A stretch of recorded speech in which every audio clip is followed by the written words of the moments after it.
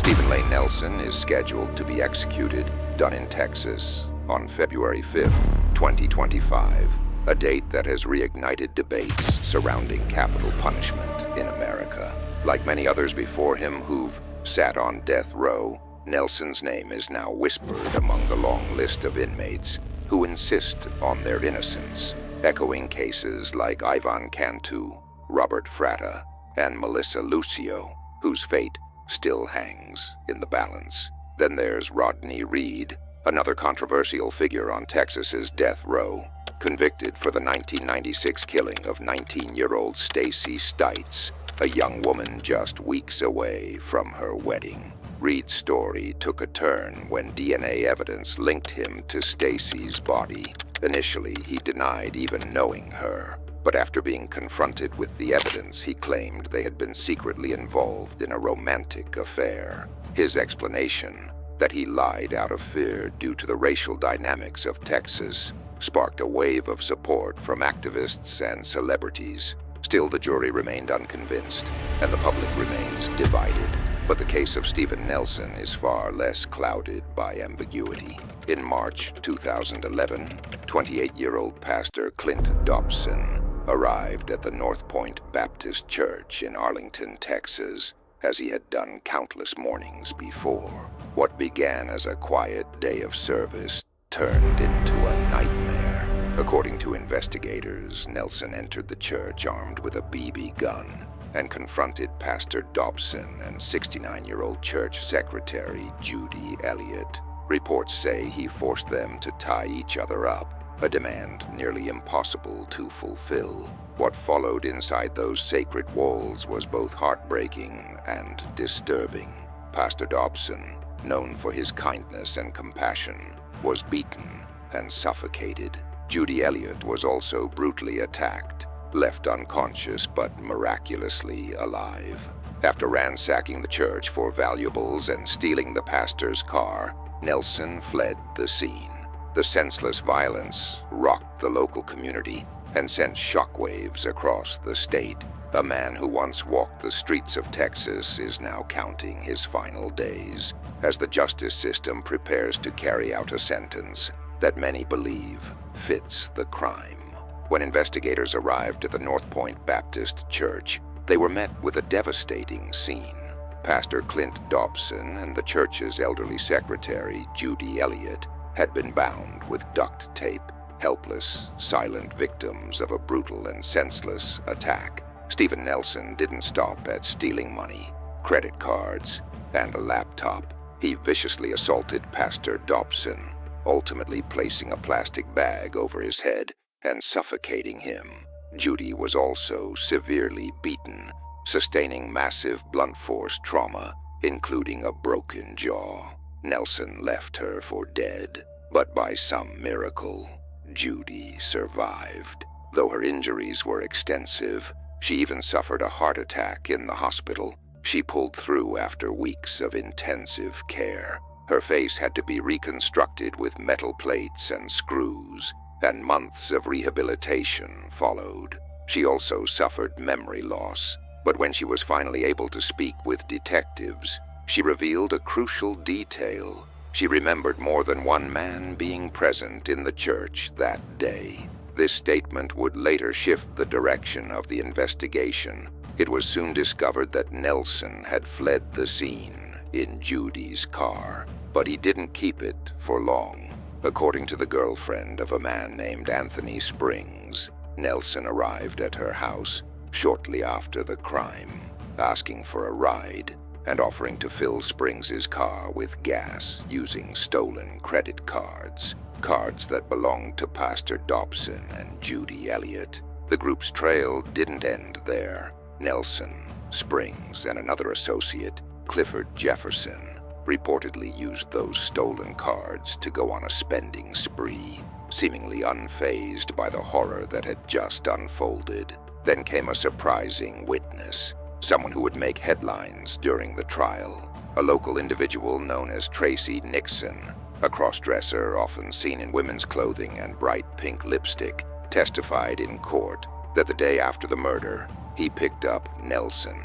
Together, They went partying at a nightclub in Dallas. Nixon's testimony painted an eerie picture of Nelson, calm, composed, and celebrating, just hours after the brutal events inside that church. The night after the murder, Stephen Nelson was seen partying at a Dallas nightclub, wearing brand new clothes and behaving as if nothing had happened. Later, he returned to the home of Tracy Nixon, the same witness who testified about their outing the following day. But while Nelson partied, investigators were following a growing trail of evidence that led straight to him. He was soon arrested and charged with the murder of Pastor Clint Dobson and the near-fatal attack on Judy Elliott. Inside Nelson's apartment, police found damning evidence. A pair of sneakers stained with blood confirmed to belong to Pastor Dobson, as well as stolen items from the church. His fingerprint was lifted from the wrist rest where the church's laptop had been taken. When initially questioned, Nelson admitted to being at the church, but claimed he never went inside. According to him, he merely served as a lookout while his friends, Anthony Springs and Clifford Jefferson, committed the robbery and the violence. He said he had no idea things would turn deadly. However, when detectives confronted him with the physical evidence, his fingerprint inside the church and blood on his shoes, his story changed. He now claimed that he did step inside the church briefly, only to grab the laptop, but investigators weren't buying it. Cell phone records placed Nelson, Springs, and Jefferson together later that same day on a shopping spree using the stolen credit cards. Both Springs and Jefferson were subsequently arrested and charged with murder. However, the timeline didn't hold up. Cell tower data revealed that Springs's phone was over 30 miles away during the time of the crime.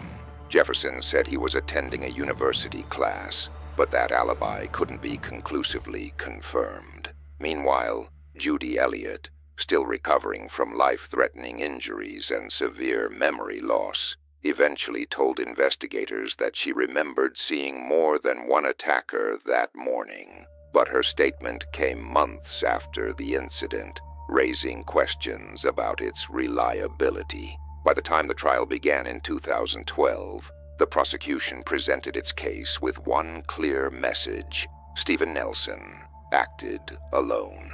The defense tried to raise doubts, noting that Nelson's fingerprints or DNA weren't found on the plastic bag used to suffocate Pastor Dobson. But the counterpoint was chilling. No one's fingerprints were found on the bag. That didn't prove innocence. Even if Nelson had touched it, he could have claimed he only passed it to someone else. In the end, the charges against Springs and Jefferson for the church robbery and murder were quietly dropped. Whether that means two guilty men walked free, or that Nelson truly was the sole perpetrator, we may never know. But what we do know is that Pastor Clint Dobson lost his life that day, and Judy Elliott's world was shattered forever. Although Anthony Springs and Clifford Jefferson were eventually released and the charges against them dropped, the case against Stephen Nelson was far from over, and the evidence left little doubt about his guilt. His own admission placed him at the scene of the crime during the robbery, and in Texas, that's more than enough. The state's law of parties, enacted in the 1970s, holds that anyone who assists in the commission of a felony, whether as a lookout or a getaway driver, is equally responsible for any death that occurs during that crime.